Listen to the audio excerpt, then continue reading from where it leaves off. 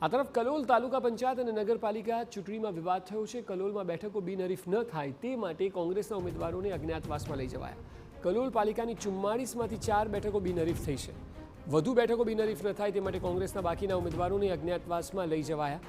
કલોલના કોંગ્રેસના પૂર્વ ધારાસભ્ય બળદેવજી ઠાકોર ઉમેદવારોને લઈ ગયા છે। ઉમેદવારોના મોબાઈલ ફોન પણ સ્વિચ ઓફ કરવામાં આવ્યા છે।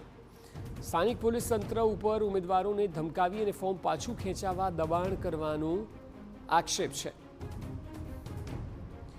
વધુ માહિતી આપી રહ્યા છે સંવાદદાતા હિમાંશુ પટેલ। હિમાંશુ, 44માંથી 4 બિનહરીફ થતા હવે કોંગ્રેસે આ રણનીતિ અપનાવી છે કે તેઓ અજ્ઞાતવાસમાં ઉમેદવારોને લઈ ગયા છે। આપ જણાવો, શું વિગતો પ્રાપ્ત થઈ રહી છે?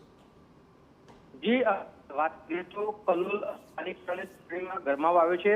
કલોલમાં ઓપરેશન લોટસને લઈ બિનહરીફ ના થાય એ માટે કોંગ્રેસે ઉમેદવારોને અજ્ઞાત સ્થળે લઈ ગયા છે।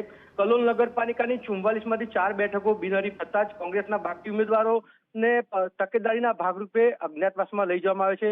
વધુ બેઠકો બિનહરીફ ના થાય માટે કલોલના પૂર્વ ધારાસભ્ય બળદેવજી ઠાકોર ઉમેદવારોને પોતાના સાથે લઈ ગયા છે।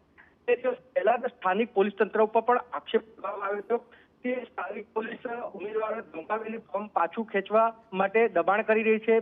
જે બાદ સ્થાનિક સ્તરની ચૂંટણીમાં કોંગ્રેસના કોઈ પણ ઉમેદવાર ફોર્મ પાછું ના ખેંચે તે લઈ શિક્ષા કરવામાં આવે છે। જી બિલકુલ હિમાંશુ, આભાર સમગ્ર માહિતી બદલ।